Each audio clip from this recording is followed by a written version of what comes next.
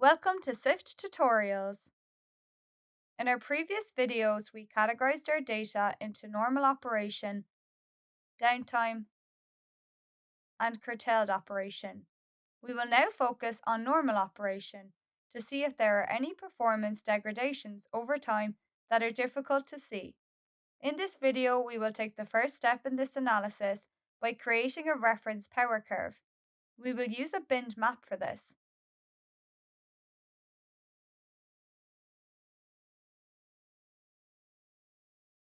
Binned maps of the power curve are very common in the wind industry.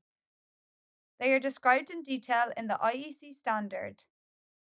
Wind turbine manufacturers sell turbines with warranted power curves, describing how a turbine is expected to perform for different wind speeds.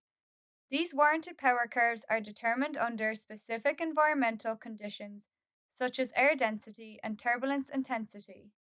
Rather than comparing operational power curves against the as-sold warranted power curve, we will use a similar method to create a model of normal behavior, which can be used for performance monitoring. For our bin map, we set wind speed on our x-axis and power on our y-axis. All data gets grouped into wind speed bins, which we can set to one bin for each meter per second. This strikes a good balance between removing the noise from the raw power curve whilst maintaining its shape. From our raw power curve, we can see wind speeds normally reach up to 30 meters per second. We can set the minimum bin to 0 and maximum to 30, and the number of bins to 31, to have one bin for 0 meters per second as well. Our binned map will now take all points that fall into each bin and compute some metrics of the y value.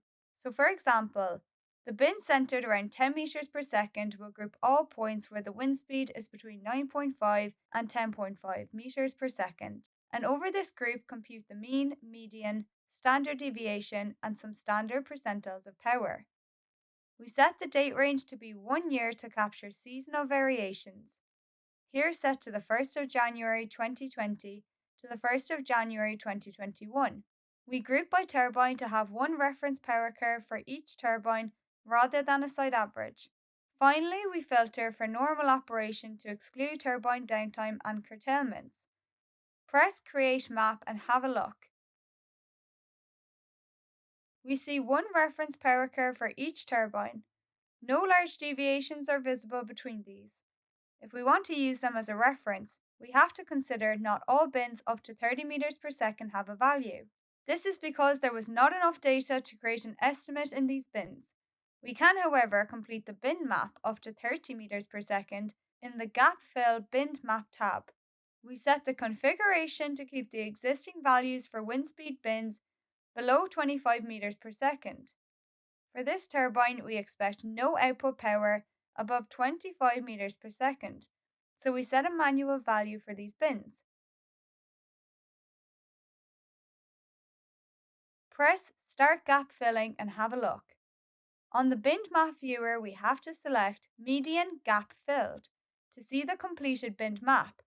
This is our reference power curve, which now gives us an expected power curve for each wind speed bin center. We can use this to create expected power values for each point using measured wind speed at the 10-minute level.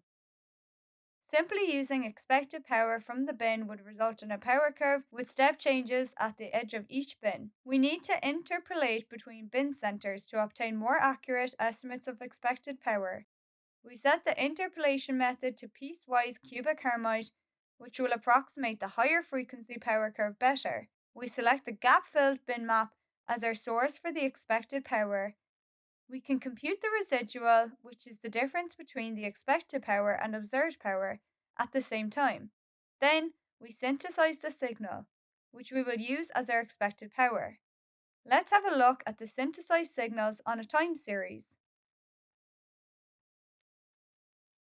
We see spikes upwards for downtime and curtailment periods. This makes sense as there can be large losses during these times.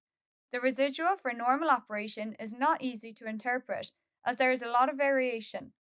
In the next video, we will look at extracting trends that will allow us to identify variations in turbine behavior.